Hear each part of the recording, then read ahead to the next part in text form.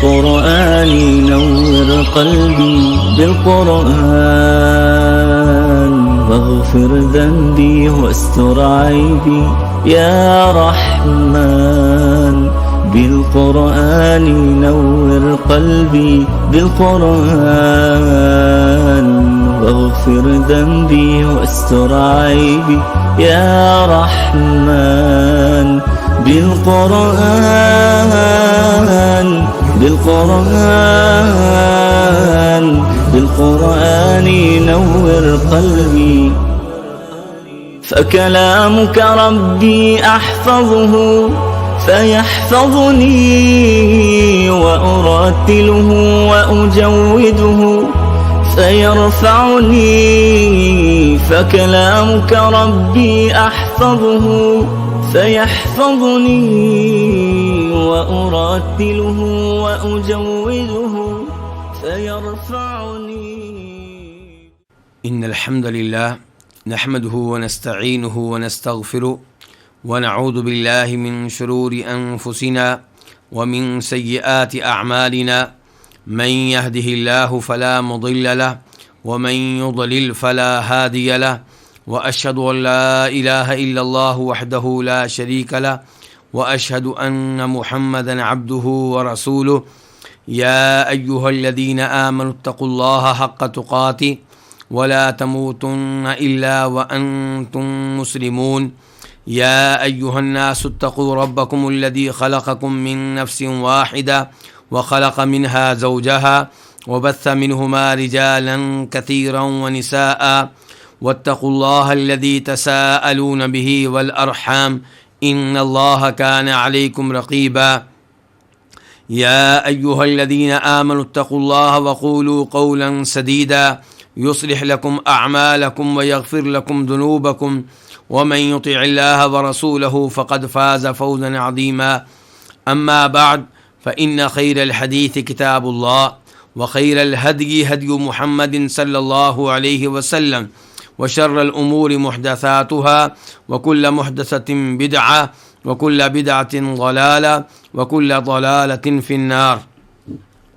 قال تعالى إن الذين يكتمون ما أنزل الله من الكتاب ويشترون به ثمنا قليلا أولئك ما يأكلون في بطونهم إلا النار ولا يكلمهم الله يوم القيامة ولا يزكيهم ولهم عذاب أليم. سورہ بقرہ آیت نمبر 174. اللہ تعالیٰ اس آیت میں فرما رہے ہیں کہ یقیناً وہ لوگ جو چھپاتے ہیں ان کتابوں کو جو اللہ نے نازل کی ہیں اور خریدتے ہیں لیتے ہیں بھی اس چھپانے کے بدلے میں ثمن. نہیں وہ لوگ ہیں کہ وہ نہیں کھا رہے اپنے پیٹ میں مگر آگ، اور اللہ تعالیٰ ان سے قیامت کے دن کلام نہیں کرے گا اور انہیں پاک صاف نہیں کرے گا اور ان کے لیے دردناک عذاب ہے. انا بے شک کے معنی میں آتا ہے. الذین اسم موصول ہے اور یہ الذی کی جمع ہے. وہ لوگ جو لوگ، یکتمون فعل مضارع جمع کے لیے ہے چھپاتے ہیں. ما انزل اللہ، ما اسم موصول ہے الذی کے معنی میں جو، جسے، انزل اللہ اللہ نے نازل کیا اتارا. انزلہ فعل ماضی ہے واحد کے لیے، اس نے اتارا، اللہ نے اتارا. من الکتاب، یہ من بیان ہے کس کا؟ ما انزل اللہ کے ما کا، کہ وہ چھپاتے ہیں اس چیز کو جو اللہ نے اتاری. اللہ نے جو چیزیں اتاری ہیں ان چیزوں میں سے کون سی چیز یہاں مراد ہے؟ آسمانی کتابیں مراد ہیں. من الکتاب، الکتاب بظاہر لفظ مفرد ہے لیکن الکتاب یہاں پہ جنس کے لیے ہے، تو اس سے مراد وہ ساری کتابیں ہیں جو اللہ رب العزت نے آسمانوں سے نازل کی ہیں اپنے انبیاء کرام علیہم الصلوۃ والسلام پہ، اپنے رسولوں پہ. وَيَشْتَرُونَ، یشترون فعل مضارع ہے جمع کے لیے، خریدتے ہیں، لیتے ہیں. بہی، اس کے بدلے میں کس کے بدلے میں؟ بہی کی ضمیر کدھر جا رہی ہے؟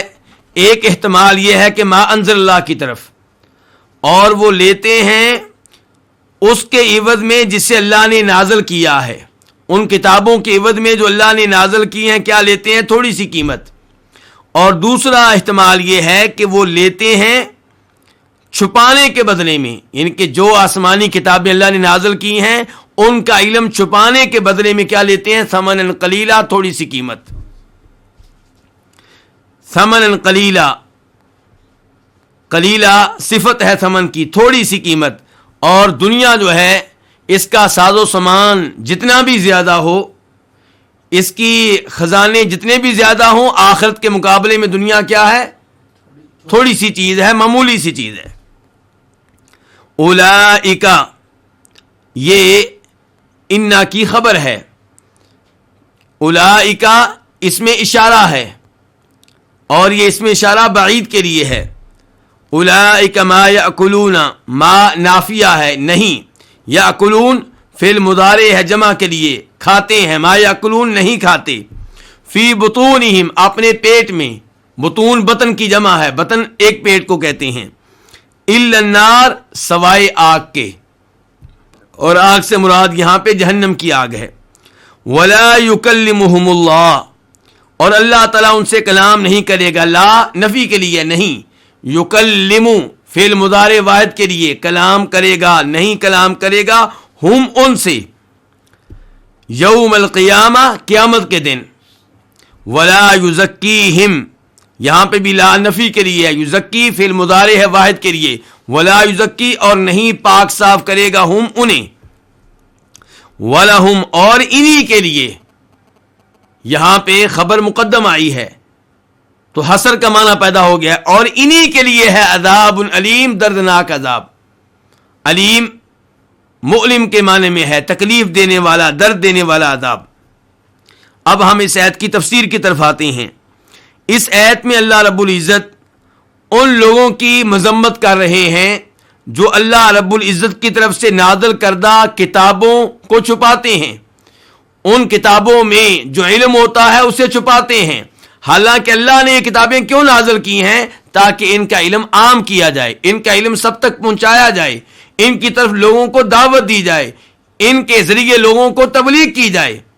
لیکن جو اللہ تعالیٰ کی طرف سے نازل کردہ ان کتابوں کے علم کو لوگوں تک پہنچانے کی بجائے، نشر کرنے کی بجائے چھپائیں، اور کیوں چھپائیں؟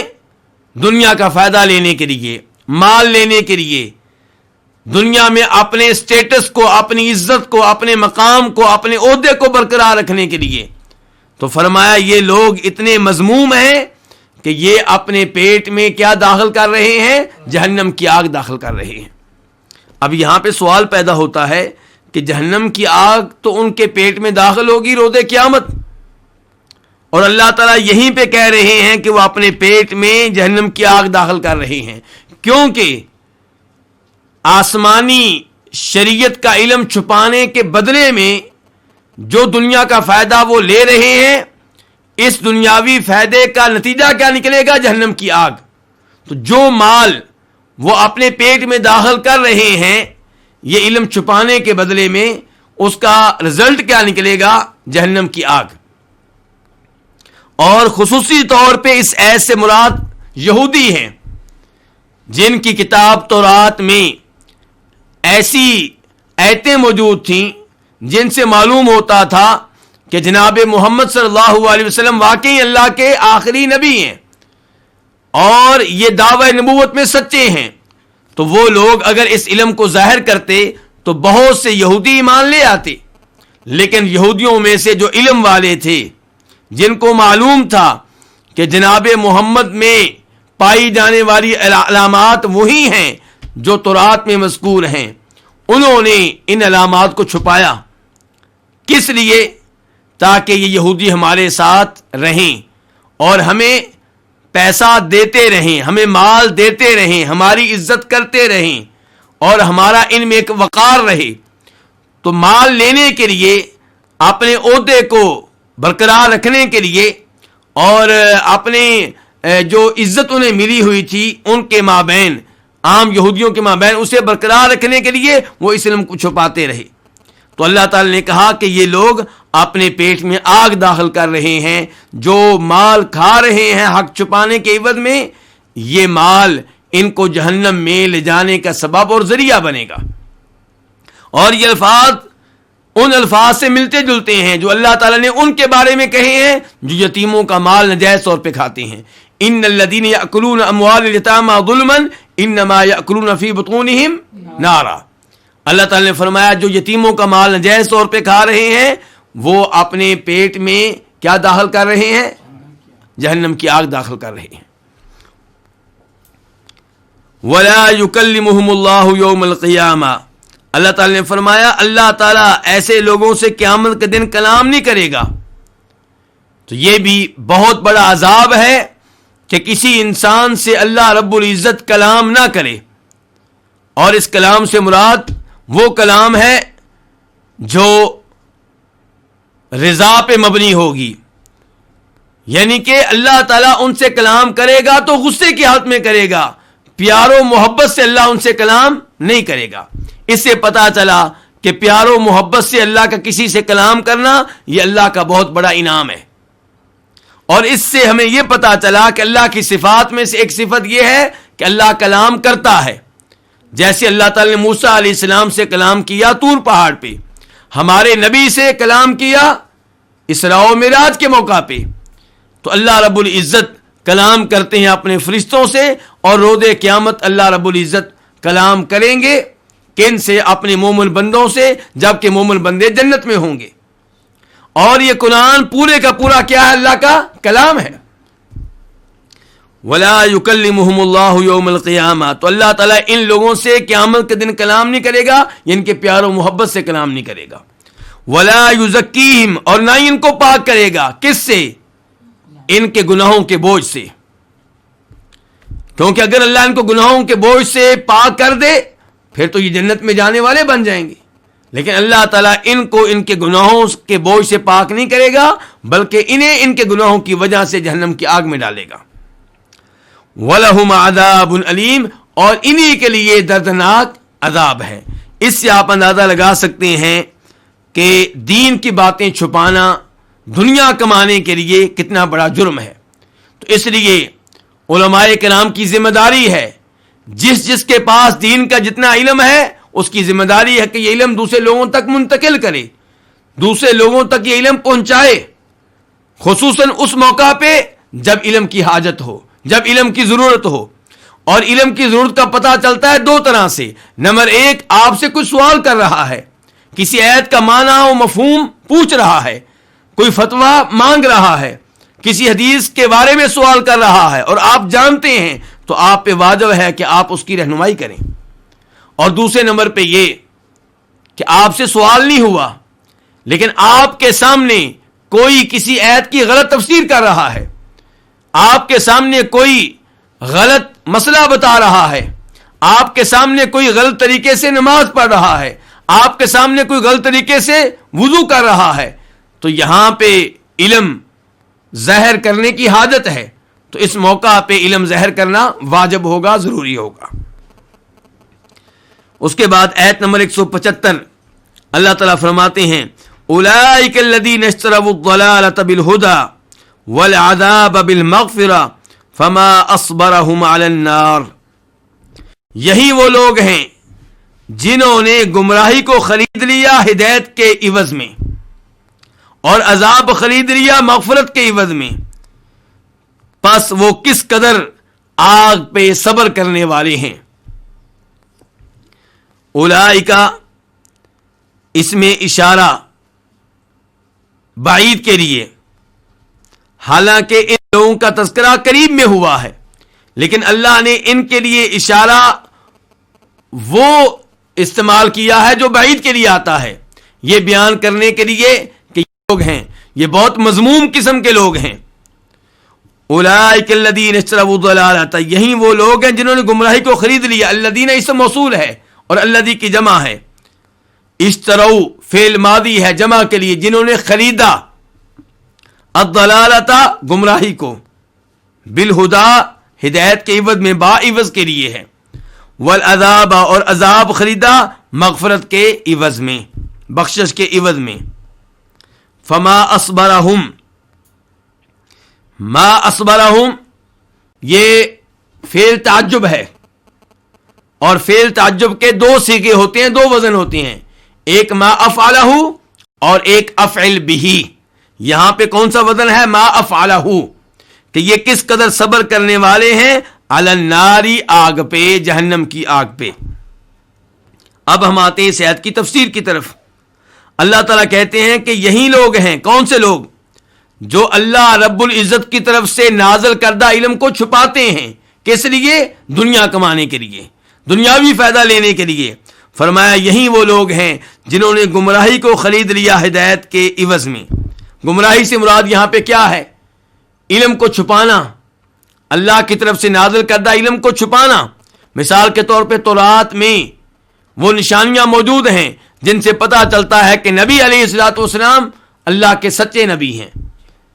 جن نشانیوں سے آپ کی تائید ہوتی ہے، آپ کی تصدیق ہوتی ہے، ان کو چھپانا کیا ہے؟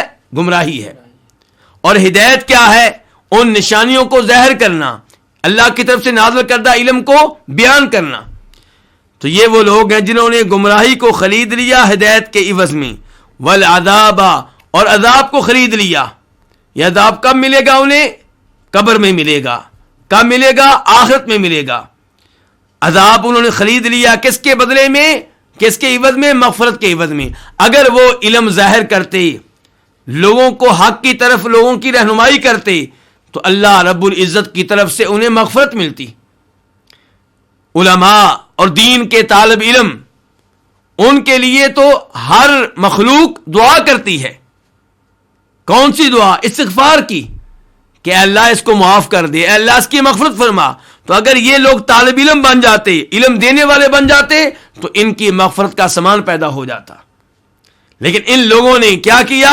علم کو چھپایا، شریعت کو چھپایا. تو فرمایا ان لوگوں نے عذاب خرید لیا ہے مغفرت کے بدلے میں. فما اصبرہم علی النار، پس یہ کس قدر صبر کرنے والے ہیں آگ پہ. ما تعجبیہ ہے، ما یہاں پہ تعجب کے لیے ہے.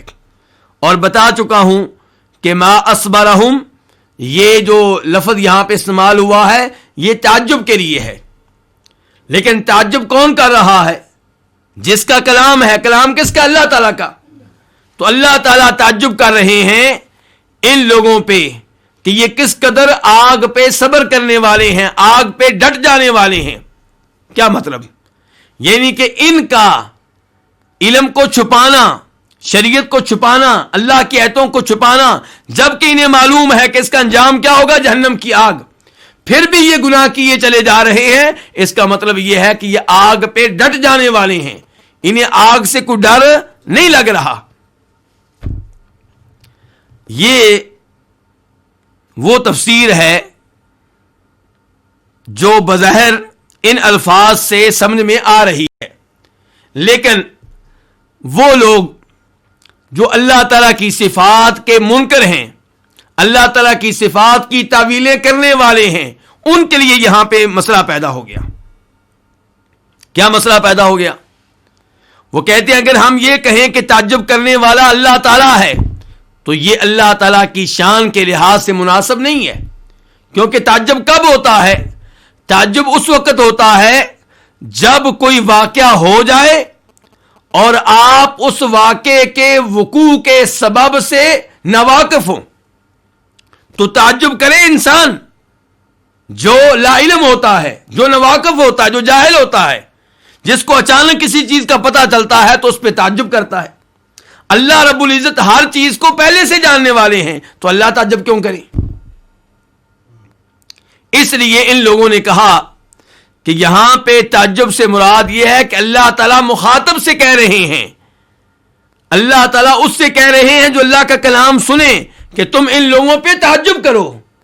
تمہیں ان لوگوں پہ تعجب نہیں ہوتا کہ کیسے یہ آگ پہ صبر کرنے والے ہیں، ڈٹ جانے والے ہیں اور آگ میں داخل ہونے کی جسارت کرنے والے ہیں، حالانکہ یہ جانتے ہیں کہ جو جرم کر رہے ہیں اس کا نتیجہ کیا ہے؟ جہنم کی آگ. پھر بھی یہ جرم کیے چلے جا رہے ہیں.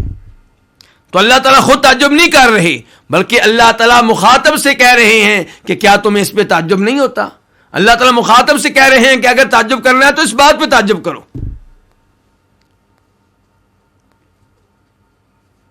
لیکن ہماری گزارش یہ ہے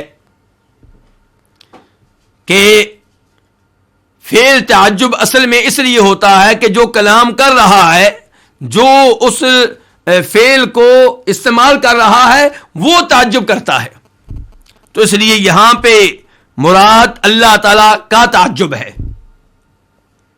جہاں تک تعلق ہے اس بات کا کہ تعجب دلالت کرتا ہے تعجب کرنے والے کی ناواقفیت پہ، اس کی لا علمی پہ، اس کی جہالت پہ، تو ہمیشہ تعجب اس لیے نہیں ہوتا. کبھی تعجب ہوتا ہے کسی غلط کام کے فاعل پہ انکار کرنے کے لیے، کیونکہ اس نے ایسا کام کیا ہوتا ہے جو عام طور پہ نہیں ہوتا. اور یہی موقف ہے امام ابن تیمیہ رحمہ اللہ کا. انہوں نے اس معاملے کو بڑی تفصیل کے ساتھ واضح کیا ہے اور کہا ہے کہ آپ لوگ اللہ تعالی کی صفت تعجب کا انکار کرتے ہیں صرف اس وجہ سے کہ تعجب وہ کرے جو ناواقف ہو، اور اللہ تعالیٰ تو ہر چیز کا علم رکھنے والے ہیں. تو آپ لوگوں کا یہ استدلال درست نہیں ہے، آپ لوگوں کا یہ موقف ٹھیک نہیں ہے. کبھی تعجب اس لیے ہوتا ہے کہ تعجب کرنے والا نہ، اور کبھی تعجب اس لیے ہوتا ہے کہ جو واقعہ ہوا ہوتا ہے وہ عام طور پہ نہیں ہوتا. تو جب وہ واقعہ ہو جائے تو پھر وہاں پہ تعجب کا اظہار کیا جاتا ہے. اور اللہ تعالیٰ کا تعجب کرنا یہ قرآن و حدیث کی کئی ایک نصوص سے ثابت ہے. اگر آپ یہاں پہ اصرار کرتے ہیں اس بات پہ کہ تعجب کی نسبت اللہ کی بجائے مخاطب کی طرف کی جائے تو دیگر نصوص کا کیا کریں گے؟ کیا ہر مقام پہ آپ اللہ کے کلام کی تعویل کریں گے؟ مثال کے طور پہ اللہ تعالیٰ قرآن حکیم میں کہتے ہیں سورہ صافات میں بل عجبت ویسخرون.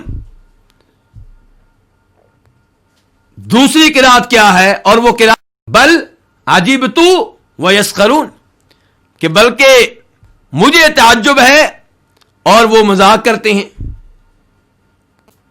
تو اللہ تعالی نے تعجب کی نسبت اپنی طرف کی ہے، اور نبی علیہ الصلوۃ والسلام کی احادیث سے بھی یہی کچھ ثابت ہے. مثال کے طور پہ وہ حدیث جسے امام مسلم روایت کرتے ہیں اور جس میں یہ آتا ہے کہ نبی علیہ الصلوۃ والسلام کے ہاں ایک مہمان آیا، آپ نے اپنی بیگمات کی طرف پیغام بھیجا کہ کیا تمہارے پاس کوئی چیز ہے جو میں مہمان کے سامنے رکھ سکوں، پیش کر سکوں؟ تو ہر بیوی نے کہا ہمارے پاس پانی کے علاوہ کچھ نہیں ہے. تب نبی علیہ الصلوۃ والسلام نے اعلان کیا کون ہے جو اس مہمان کی مہمان نوازی کرے؟ تو ایک انصاری صحابی نے کہا اللہ کے رسول میں اس کا میزبان بنوں گا. چنانچہ وہ اسے اپنے گھر میں لے گئے، اور گھر میں کوئی کھانا زیادہ نہیں تھا، اتنا کھانا تھا جس کی حاجت بچوں کو تھی. لیکن اس عظیم صحابی نے نبی علیہ الصلوۃ والسلام کے مہمان کی بہت قدر کی اور اپنی بیگم سے کہا کہ بچوں کو کسی بہانے سے سلا دو، اور یہ کھانا نبی علیہ الصلوۃ والسلام کے مہمان کو پیش کرو. چنانچہ ان لوگوں نے یہ کھانا آپ کے مہمان کو بھی بھوکے رہے اور ان کے بچے بھی بھوکے رہے. جب نبی علیہ الصلوۃ والسلام سے تو آپ نے ارشاد فرمایا عجیب اللہ من صنیعکما بضیفکما اللیلہ، اس رات جو کارنامہ تم دونوں نے میاں بیوی نے سر انجام دیا ہے اللہ تعالیٰ کو اس پہ تعجب ہے. یعنی کہ تم لوگ خود بھوکے رہے پوری رات اور مہمان کی خدمت کی، اسے کھانا کھلایا. یہ اتنا عظیم کارنامہ ہے کہ اللہ تعالیٰ کو بھی اس پہ تعجب ہے. تو کہنے کا مطلب یہ ہے کہ کئی ایک نصوص سے ثابت ہے کہ اللہ تعالیٰ تعجب کرتے ہیں، لیکن اللہ تعالیٰ کا تعجب لا علمی کی وجہ سے نہیں ہوتا، جہالت کی وجہ سے نہیں ہوتا. اللہ تعالیٰ ہر چیز کا علم رکھنے والے ہیں. اللہ تعالیٰ کا تعجب کس لیے ہوتا ہے؟ اس لیے کہ جو واقعہ ہوا ہوتا ہے وہ عام طور پہ واقع نہیں ہوتا، معمول سے ہٹ کر ہوتا ہے، اس لیے اللہ تعالیٰ تعجب فرماتے ہیں۔ تو فما اصبرہم علی النار، تو یہ لوگ کس قدر صبر کرنے والے ہیں علی النار، جہنم کی آگ پہ۔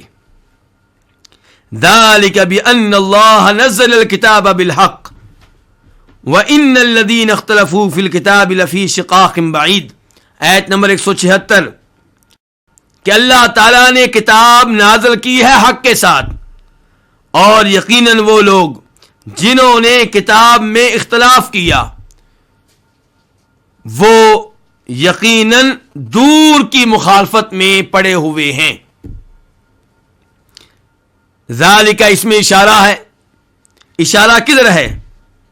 یعنی کہ یہ عذاب جو ان لوگوں کو ملا ہے، یہ کیوں ملا ہے؟ اس لیے کہ اللہ نے کتاب نازل کی ہے حق کے ساتھ۔ تو جب اللہ نے کتاب نازل کی ہے حق کے ساتھ، تو حق کیا بنتا تھا کہ اس کتاب کو نشر کیا جائے، اسے عام کیا جائے، اس کا علم لوگوں تک منتقل کیا جائے۔ جو کتاب اللہ نے حق کے ساتھ نازل کی اسے چھپانا، یہ اتنا بڑا جرم ہے کہ اس جرم کی وجہ سے انہیں یہ عذاب مل رہا ہے۔ ذالک، یہ اس لیے کہ اللہ کے ساتھ بات سببیہ ہے، یہ اس لیے کہ اللہ نے نزلہ اتاری ہے، نازل کی ہے، نزلہ فعل ماضی ہے واحد کے لیے، نازل کی ہے کیا؟ الکتاب، کتاب۔ کون سی کتاب مراد ہے؟ یہاں پہ بھی کتاب سے مراد جنس لی جائے گی کہ اللہ نے جو بھی کتابیں نازل کی ہیں وہ ساری کی ساری حق پہ مبنی ہیں اور حق کے ساتھ نازل کی ہیں۔ جو ان میں علم ہے وہ بھی حق، اور ان کا اللہ کی طرف سے نازل ہونا بھی حق۔ یہ کہنا درست نہیں ہے کہ یہ کتابیں انسانی کاوش ہیں، بشر کا کلام ہے، بلکہ ان کا اللہ کی طرف سے نازل ہونا بھی حق، اور جو کچھ ان میں موجود ہے وہ بھی حق۔ تو اللہ تعالیٰ نے ان کتابوں کو نازل کیا حق کے ساتھ۔ وَإِنَّ الَّذِينَ اخْتَلَفُوا، اِنَّ بے شک کے معنی میں ہے، الَّذِينَ اسم موصول، اختلفوا فعل ماضی ہے جمع کے لیے، بے شک وہ لوگ جنہوں نے اختلاف کیا، فی الکتابی، ان کتابوں میں جو اللہ نے نازل کی ہیں، لفی لام تاکید کے لیے یقیناً، فی شقاق بعید دور کی مخالفت میں ہیں۔ شقاق یہ مصدر ہے، مخالفت دو طرفہ مخالفت، اور بعید اس کی صفت ہے دور کی۔ تو اللہ تعالیٰ اس آیت میں وعدے کر رہے ہیں کہ ان لوگوں کو جنہوں نے اللہ کی طرف سے نازل کردہ علم کو چھپایا دنیاوی فائدہ لینے کے لیے، دنیاوی مال لینے کے لیے، دنیا میں اپنی عزت کو برقرار رکھنے کے لیے، انہیں عذاب ملے گا۔ اور یہ عذاب کیوں مل رہا ہے؟ کیونکہ اللہ تعالیٰ نے اپنی کتابیں نازل کی ہیں حق کے ساتھ۔ تو جو چیز حق کے ساتھ نازل ہو اسے چھپانا نہیں چاہیے، اسے نشر کرنا چاہیے، اسے عام کرنا چاہیے، اسے پبلک تک منتقل کرنا چاہیے۔ انہوں نے چھپایا، اس لیے اللہ تعالیٰ انہیں یہ عذاب دے گا۔ اس کے بعد فرمایا، اور بے شک وہ لوگ جنہوں نے کتاب میں اختلاف کیا وہ دور کی مخالفت میں ہیں۔ اس سے کیا پتا چلا کہ اختلاف رحمت نہیں ہے۔ عام طور پہ لوگوں میں یہ بات مشہور ہے کہ نبی علیہ الصلوۃ والسلام نے فرمایا تھا اختلاف امتی رحمہ، کہ میری امت میں واقع ہونے والا اختلاف رحمت کا باعث ہے۔ لیکن گزارش یہ ہے کہ یہ نبی علیہ الصلوۃ والسلام کے الفاظ نہیں ہیں، یہ من گھڑت روایت ہے۔ نبی علیہ الصلوۃ والسلام کی طرف یہ الفاظ غلط طور پہ منسوب کیے جاتے ہیں، آپ ان الفاظ سے لا تعلق ہیں، بری ہیں، اور یہ الفاظ قرآن و حدیث کی نصوص کے خلاف ہیں۔ قرآن نے اختلاف کو رحمت قرار نہیں دیا بلکہ اسے عذاب قرار دیا ہے۔ اللہ تعالیٰ فرماتے ہیں وَلَا يَزَالُونَ مُخْتَلِفِينَ إِلَّا مَن رَحِمَ رَبُّكَ، کہ یہ لوگ مسلسل اختلاف کرتے رہیں گے، اختلاف سے وہ بچے گا جس پہ اللہ کی رحمت نازل ہوگی۔ تو اللہ تعالیٰ نے اپنی رحمت کا حقدار انہیں قرار دیا جو اختلاف سے دور رہنے والے ہیں، اور جو اختلاف میں واقع ہونے والے ہیں انہیں اللہ تعالیٰ نے اپنی رحمت سے بعید قرار دیا۔ اور ان الفاظ سے بھی یہی پتہ چل رہا ہے جو ہمارے سامنے ہیں۔ اللہ تعالیٰ فرما رہے ہیں بے شک وہ لوگ جنہوں نے کتابوں میں اختلاف کیا وہ دور کی مخالفت میں پڑے ہوئے ہیں. کتابوں میں اختلاف کیا ہے؟ مثال کے طور پہ یہ کہا کہ یہ کتاب اللہ کی طرف سے نازل کردہ نہیں ہے. کچھ لوگ ایمان لے آئے, کچھ لوگوں نے ایمان لانے سے انکار کر دیا. یا اللہ کی کتاب میں سے کچھ حصے کو مان لیا اور کچھ حصے کو نہ مانا, اس انداز سے اختلاف کیا. تو فرمایا ان کتابوں میں اختلاف کرنے والے دور کی مخالفت میں پڑے ہوئے ہیں. دور کی مخالفت, دور کے چیز سے, حق سے دور. جو ان کتابوں میں اختلاف کر رہے ہیں وہ حق سے بہت دور ہیں اور حق سے بہت دور رہ کر مخالفت میں واقع ہوئے ہیں. اللہ تعالیٰ نے ان لوگوں کی اس آیت میں مذمت بیان کی ہے. اس کے بعد آیت نمبر 177 اللہ تعالیٰ فرماتے ہیں لیس البر ان تولوا وجوہکم قبل المشرق والمغرب ولكن البر من آمن بالله واليوم الآخر والملائكة والكتاب والنبيين وآتى المال على حبه ذوي القربى واليتامى والمساكين وابن السبيل والسائلين وفي الرقاب وأقام الصلاة وآتى الزكاة والموفون بعهدهم إذا عاهدوا والصابرين في البأساء والضراء وحين البأس أولئك الذين صدقوا وَأُولَئِكَ هُمُ الْمُتَّقُونَ. نیکی یہ نہیں ہے کہ تم اپنے چہرے مشرق کی جانب پھیر لو اور مغرب کی جانب پھیر لو, اور لیکن نیکوکار وہ ہے جو اللہ پہ ایمان لائے, آخرت پہ ایمان لائے, فرشتوں پہ ایمان لائے, کتابوں پہ ایمان لائے, نبیوں پہ ایمان لائے, اور جو مال دے اس کی محبت کے باوجود کن کو دے؟ رشتہ داروں کو, یتیموں کو, مسکینوں کو, مسافر کو, سوال کرنے والوں کو, اور گردنوں کے معاملے میں, اور جو نماز قائم کرے, اور جو زکوٰۃ ادا, اور جو اپنے عہد کو پورا کرنے والے ہیں جب وہ عہد کر لیں.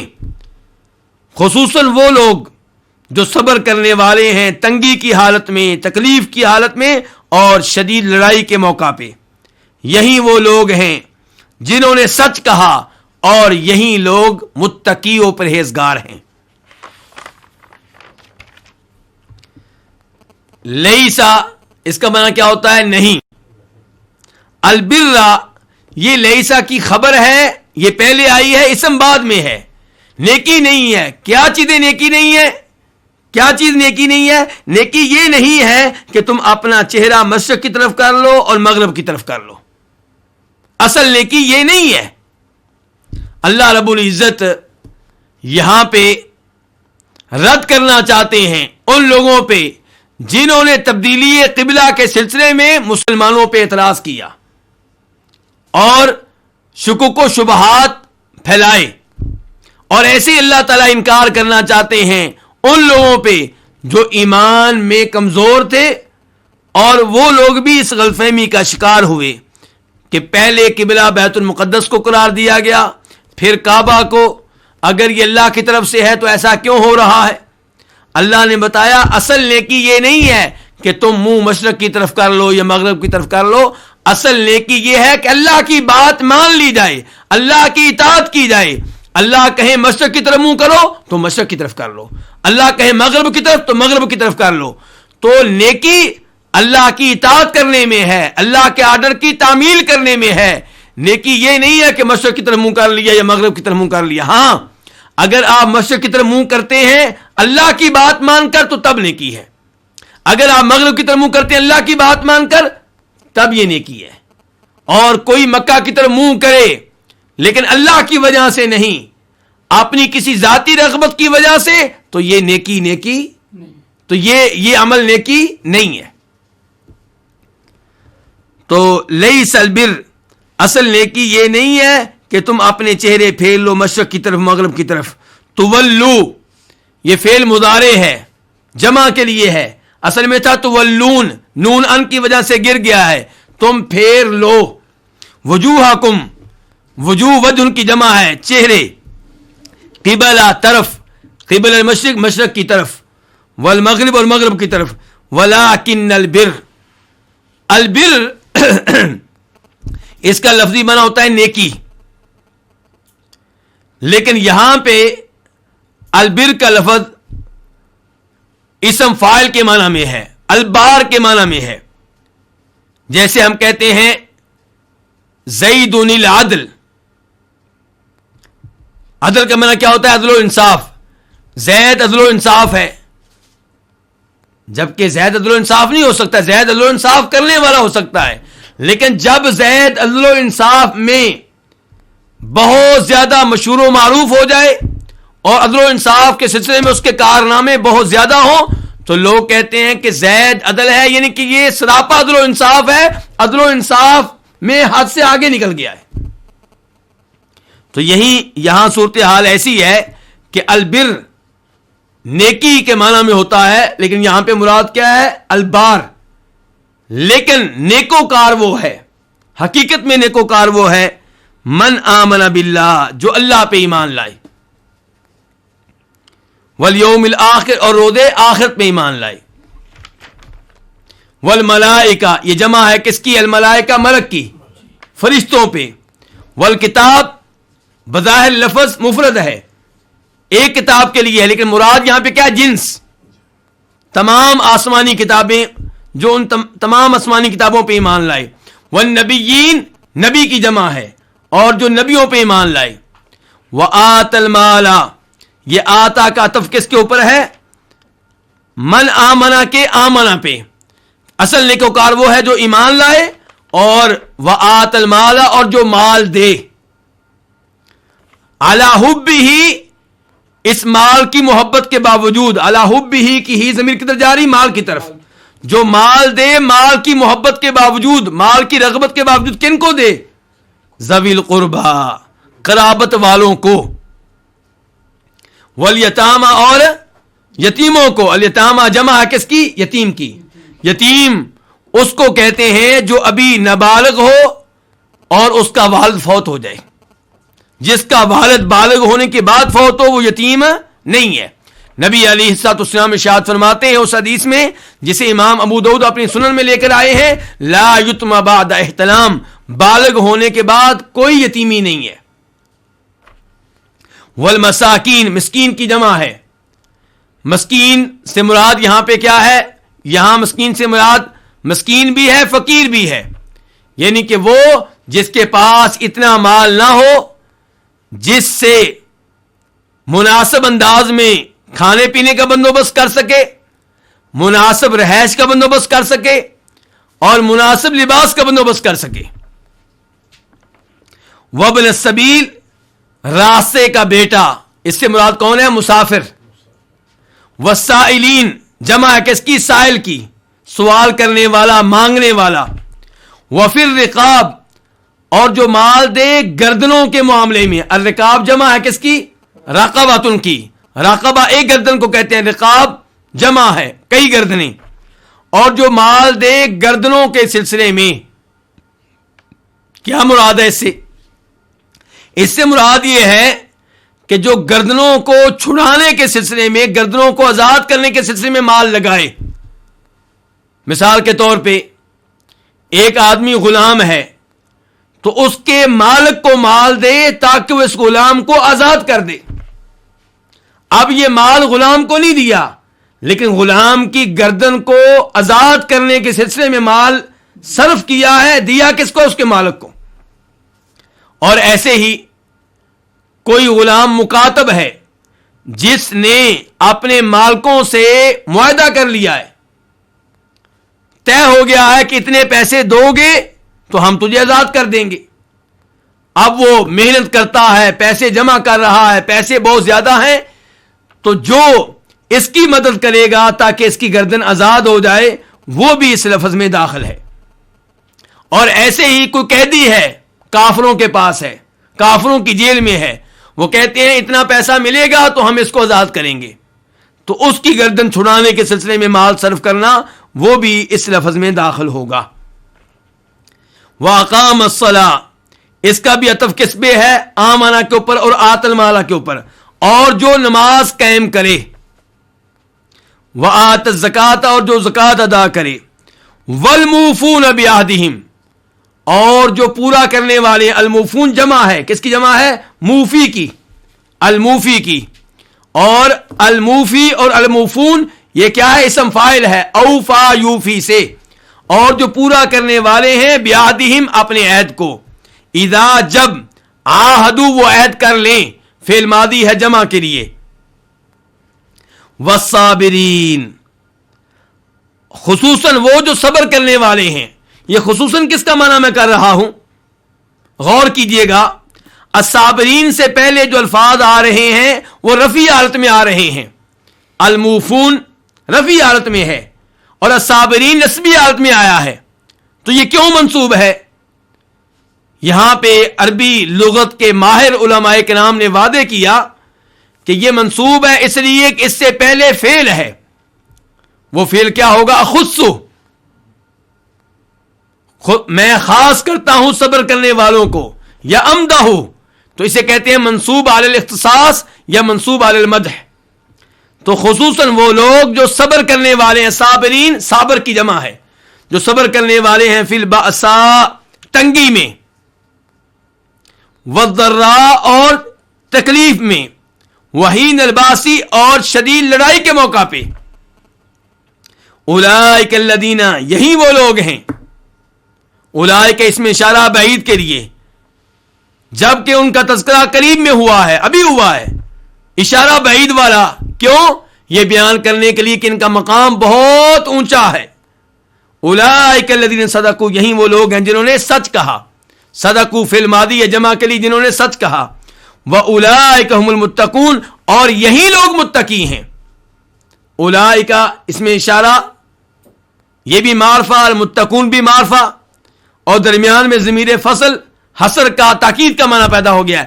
یہی لوگ متقی ہیں, یہی لوگ پرہیزگار ہیں. المتقون یہ جمع ہے کس کی؟ المتقی کی.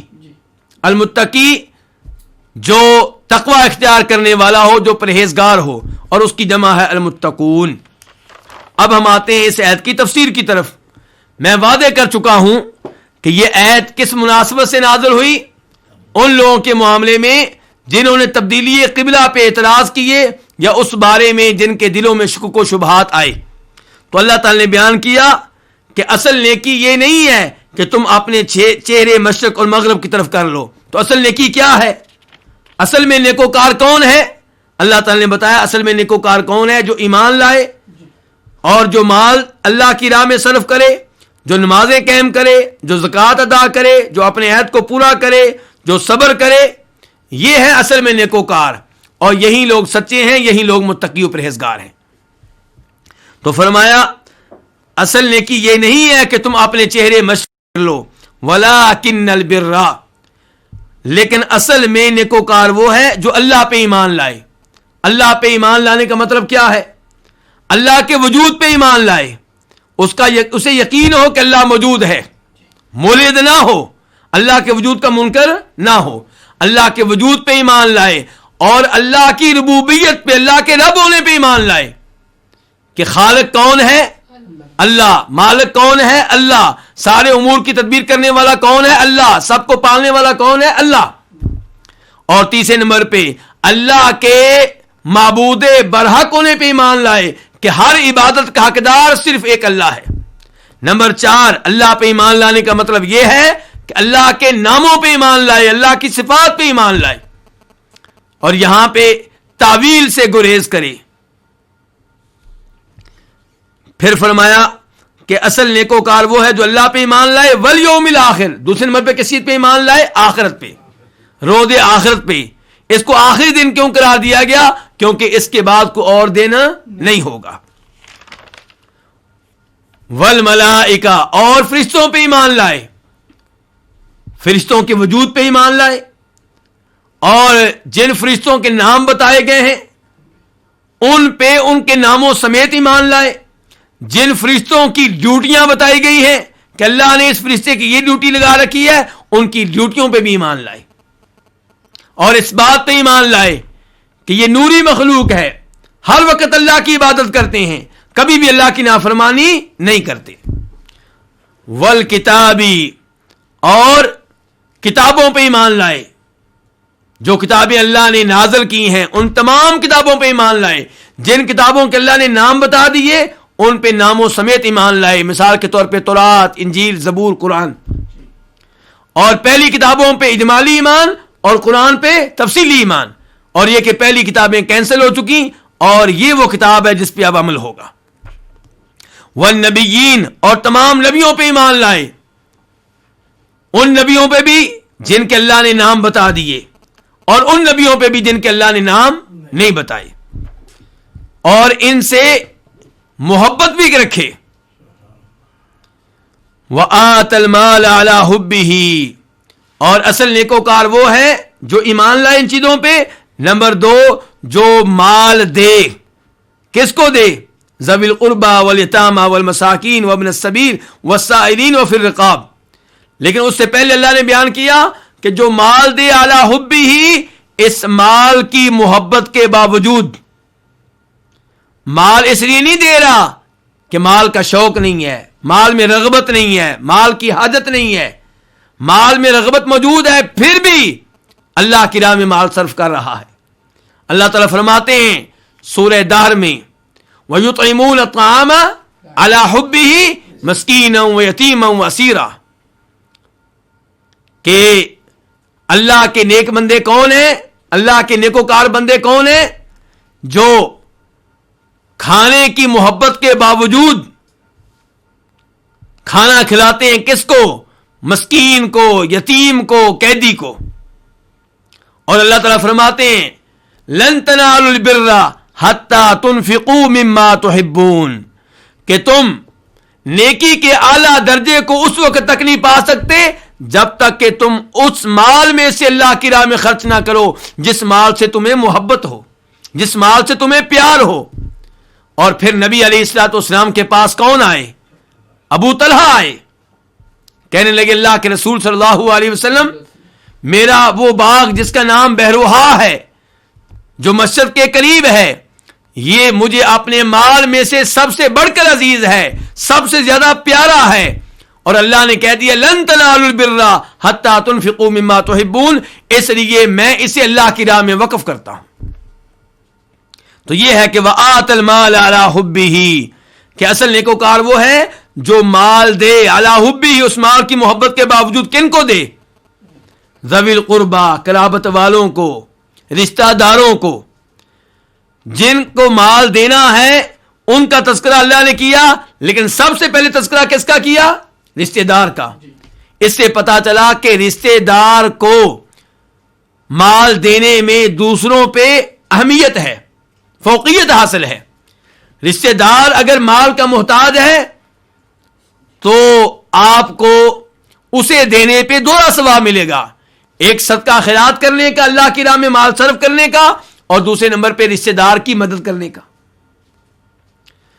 تو وَآتَ الْمَالَ عَلَى حُبِّهِ، اور جو مال دے مال کی محبت کے باوجود کن کو دے؟ قرابت داروں کو، والیتامى، اور یتیموں کو. اس سے پتا چلا کہ یتیموں پہ بھی مال صرف کرنا چاہیے چاہے یتیم مالدار ہو. اللہ نے یہ نہیں کہا کہ یتیموں کو مال دے جبکہ یتیم کیا ہو؟ غریب ہو. البتہ یتیم اگر امیر ہے تو اسے زکوٰۃ نہیں دے سکتے، لیکن زکوٰۃ کے علاوہ بطور حوصلہ افزائی، بطور پیار و محبت یتیموں کو مال دینا، ہدیہ دینا، گفٹ دینا، کھانا کھلانا بہت اچھی بات ہے. نبی علیہ الصلوۃ والسلام کے پاس ایک صحابی آتے ہیں، کہتے ہیں اللہ کے رسول علیہ الصلوۃ والسلام، میرا دل بہت سخت ہے، میری حاجتیں پوری نہیں ہوتی. فرمایا اگر تم چاہتے ہو کہ تمہارا دل نرم ہو جائے، تمہاری حاجتیں پوری ہوں، تو ارحم الیتیم، یتیم پہ رحم کیا کرو. وامسح رأسہ، اس کے سر پہ پیار و محبت کا ہاتھ پھیرا کرو. وأطعمہ من طعامک، اور اسے اپنے کھانے میں سے کھانا کھلایا کرو، اپنے ساتھ بٹھا کر اپنے کھانے میں سے اسے بھی کھلاؤ. کیا ہوگا؟ تمہارا دل نرم ہو جائے گا، تمہاری حاجتیں پوری ہو جائیں گی. شیخ البانی رحمہ اللہ نے اس روایت کو قابل قبول قرار دیا ہے. تو اس لیے یتیموں کی مدد کرنا، ان پہ مال صرف کرنا، یہ بڑی اچھی بات ہے. والمساکین، اور جو مال دے مال کی محبت کے باوجود مسکینوں کو بھی، اور مسکین کے بارے میں وضاحت کر چکا ہوں کہ وہ جس کے پاس اتنا مال نہ ہو کہ اس کی بنیادی ضروریات پوری ہو سکیں. وابن السبیل، اور جو مال دے سفر کے بیٹے کو. مراد کون ہے؟ مسافر. ایک آدمی حالت سفر میں ہے، اپنے گھر میں وہ امیر ہے، اپنے علاقے میں امیر ہے، لیکن سفر کی حالت میں اس کے پاس پیسے نہیں ہیں کہ اپنا سفر جاری رکھ سکے، سفر میں اپنی حاجتیں پوری کر سکے، تو اس کی مدد کرنی چاہیے. اور ایسے ہی وہ آدمی جو سفر کرنا چاہتا ہے اور سفر کرنا اس کی مجبوری ہے، لیکن سفر کرنے کے لیے اس کے پاس پیسہ نہیں ہے، وسائل نہیں ہے، اس کی بھی مدد کرنی چاہیے. والسائلین، اور جو مال دے. اصل نیکوکار وہ ہے جو مال دے، مال کی محبت کے باوجود قرابت داروں کو، یتیموں کو، مسکینوں کو، مسافر کو، والسائلین، اور سوال کرنے والوں کو. جو آپ سے مانگنے کے لیے آیا ہے تو انہیں بھی مال دینا چاہیے. وفی الرقاب، اور جو مال دے گردنوں کے سلسلے میں. اور اس کی وضاحت کر چکا ہوں کہ گردنوں کے سلسلے میں اس سے کیا مراد ہے. وَأَقَامَ الصَّلَاةَ، اور اصل نیکوکار وہ ہے جو نماز قائم کرے، فرض نماز قائم کرے. اللہ نے یہ نہیں کہا نماز ادا کرے، کیا کہا؟ نماز قائم کرے. یعنی کہ نماز قائم کرے اس کی شرائط کے ساتھ، اس کے ارکان کے ساتھ. نماز کو وضو کے ساتھ ادا کرنا، نماز کو نماز کے وقت پہ ادا کرنا، نماز کو جماعت کے ساتھ ادا کرنا، نماز میں نماز کے ارکان ادا کرنا، سورہ فاتحہ پڑھنا، رکوع کرنا، سجدہ کرنا، تمام ارکان کا اور شرائط کا خیال رکھنا. تو فرمایا اصل نیکوکار وہ ہے جو نماز قائم کرے. وآت الزکاۃ، اور جو زکوٰۃ ادا کرے. زکوٰۃ ادا کرے، جبکہ پہلے اللہ تعالیٰ کہہ چکے ہیں کہ اصل نیکوکار وہ ہے جو اپنے رشتہ داروں کو مال دے، یتیموں کو دے، مسکینوں کو دے، مسافر کو دے، سوال کرنے والوں کو دے، اور گردنوں کے سلسلے میں مال صرف کرے. اور اب یہاں پہ اللہ نے کہہ دیا زکوٰۃ ادا کرے. تو زکوٰۃ ادا کرنا یہ کیا ہے؟ یہ فرض ہے. اور اوپر جس چیز کا اللہ نے تذکرہ کیا ہے وہ یہ ہے کہ آپ اللہ کی راہ میں مال صرف کریں زکوٰۃ کے علاوہ، کیونکہ زکوٰۃ کے علاوہ بھی مال پہ کئی حقوق ہیں. مثال کے طور پہ آپ کے مال پہ آپ کی بیوی کا حق ہے، آپ کے مال پہ آپ کے اولاد کا حق ہے، اور ان لوگوں کو بھی دینا چاہیے جو آپ کے مال کے محتاج ہیں، رشتہ دار، یتیم، مسکین، مسافر وغیرہ. والموفون بعہدہم اذا عاہدوا، اور جو پورا کرنے والے ہیں اپنے عہد کو جب وہ عہد کر لیں. عہد کس سے کر لیں؟ عہد اللہ تعالیٰ کے ساتھ کیا ہو تو اسے بھی پورا کرتے ہیں، منت مانی ہو اس کو پورا کرتے ہیں، نذر مانی ہو اسے پورا کرتے ہیں، اور عہد اگر کسی بندے کے ساتھ کیا ہے تو اسے بھی پورا کرتے ہیں. اللہ رب العزت فرماتے ہیں بنی اسرائیل کو مخاطب کرتے ہوئے، یا بنی اسرائیل اذکروا نعمتی التی انعمت علیکم واوفوا بعہدی اوفی عہدکم، کہ تم میرے عہد کو پورا کرو، میں تمہارے عہد کو پورا کروں گا. تو اس سے پتا چلا کہ بندے اور رب کے درمیان عہد ہوتے ہیں، تو انسان کو چاہیے اپنے رب کے عہد کو پورا کرے، اور جو معاہدے انسانوں کے ساتھ کیے ہیں انہیں بھی پورا کرے. اللہ تعالیٰ فرماتے ہیں وَأَوْفُوا بِالْعَهْدِ إِنَّ الْعَهْدَ كَانَ مَسْئُولًا، جو معاہدہ کیا ہے، جو عہد کیا اسے پورا کرو، یقیناً عہد کے بارے میں سوال ہوگا، بات پرس ہوگی. تو انسان کا اپنے رب کے ساتھ عہد ہے کہ میں اپنے رب کے ساتھ کسی اور کو شریک نہیں کروں گا، توحید کے عقیدے پہ رہوں گا. تو انسان کو چاہیے اللہ تعالیٰ کے ساتھ جو بھی عہد کیے ہیں انہیں پورا کرے، اور ایسے ہی لوگوں کے ساتھ جو عہد کیے انہیں پورا کرے. آپ کسی کے ساتھ بیع کا عہد کرتے ہیں، سودا کرتے ہیں کہ میں یہ خریدوں گا اور اتنا مال دوں گا، اس عہد کو پورا کریں. آپ کا کسی لڑکی سے نکاح ہوتا ہے، یہ بھی ایک عہد ہے کہ میں یہ حقوق لوں گا اور یہ حقوق دوں گا. تو آپ اپنی بیوی کے حقوق ادا کریں، اور بیوی کو چاہیے خاوند کے حقوق ادا کریں. والصابرین فی البأساء والضراء، اور خصوصاً وہ جو صبر کرنے والے ہیں، فی البأساء تنگی میں، والضراء تکلیف میں اور سخت لڑائی کے موقع پہ. صبر سے مراد صبر کی تینوں اقسام ہیں. اللہ تعالیٰ کی اطاعت کے معاملے میں صبر کرنا. آپ نمازیں پڑھتے ہیں تو پڑھتے رہنا. روزے آپ رکھتے ہیں تو ہر رمضان کے روزے رکھنا. تو صبر کرنا اللہ کی اطاعت کے امور پہ. اور دوسرے نمبر پہ صبر کرنے کا مطلب یہ ہوتا ہے کہ گناہوں سے بچنے کے سلسلے میں صبر کرنا. ہمیشہ کبیرہ گناہوں سے دور رہنا، یہ صبر ہے. لوگ آپ کے سامنے بے حیائی کا، برائی کا، گناہوں کا ارتکاب کر رہے ہیں اور آپ ان کا حصہ نہیں بنتے، آپ ان گناہوں سے دور رہتے ہیں. آپ کے ساتھی رشوت لے رہے ہیں، کوٹھیاں بنا رہے ہیں، اپنے بچوں کو اعلیٰ اسکولوں میں پڑھا رہے ہیں، لیکن آپ رشوت کے گناہ سے دور رہتے ہیں اور اس معاملے میں صبر کرتے ہیں، وہ بھی اس میں داخل ہے. اور تیسرے نمبر پہ صبر کی قسم کیا ہوتی ہے؟ اللہ کی طرف سے مصائب آئیں، مشکلات آئیں، پریشانیاں آئیں، وہاں پہ صبر کرنا اور اللہ تعالیٰ کے فیصلوں پہ راضی رہنا، کسی قسم کا اعتراض نہ کرنا. تو والصابرین فی البأساء، اور خصوصاً وہ لوگ جو صبر کرنے والے ہیں فی البأساء، تنگی کی حالت میں، فقیر ہیں، مسکین ہیں، پھر بھی چوری نہیں کرتے، ڈاکہ نہیں ڈالتے، رشوت نہیں لیتے، حرام نہیں کھاتے. والضراء، اور تکلیف میں، بیماری میں صبر کرنے والے ہیں.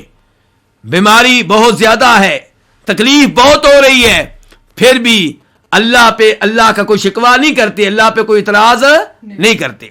وہین الباسی، اور شدید لڑائی کے موقع پہ صبر کرنے والے، میدان میں ڈٹ جانے والے، دشمن کا مقابلہ کرنے والے، اللہ کی رضا کے لیے، اللہ سے اجر و ثواب لینے کے لیے. الباس کا معنی کیا ہوتا ہے؟ سخت لڑائی، شدید لڑائی. اولئک الذین صدقوا، یہ وہ لوگ ہیں جنہوں نے سچ کہا. کون؟ ایمان لانے والے ان چیزوں پہ جن پہ ایمان لانا واجب ہے، اور اللہ کی راہ میں مال صرف کرنے والے، نمازیں قائم کرنے والے، زکوٰۃ ادا کرنے والے، اپنے عہد کو پورا کرنے والے، صبر کرنے والے، جن میں یہ اوصاف پائے جاتے ہیں، جن میں یہ خوبیاں پائی جاتی ہیں، جو ان عظیم نیکیوں، جو یہ عظیم نیکیاں سر انجام دینے والے ہیں، یہی وہ لوگ ہیں جنہوں نے سچ کہا. یہ ہے صحیح معنوں میں نیکوکار، یہ ہے صحیح معنوں میں ایمان لانے والے. وَأُولَئِكَ هُمُ الْمُتَّقُونَ، اور یہی ہے متقی. تقویٰ کسے کہتے ہیں؟ تقویٰ یہ ہے کہ آپ اللہ کے عذاب سے بچنے کے لیے کوئی آڑ لے لیں، کسی آڑ کو اپنے اور اللہ کے عذاب کے درمیان لے آئیں. اور آڑ کیا ہو سکتی ہے؟ اللہ کے عذاب سے بچنے کے لیے آڑ کیا ہو سکتی ہے؟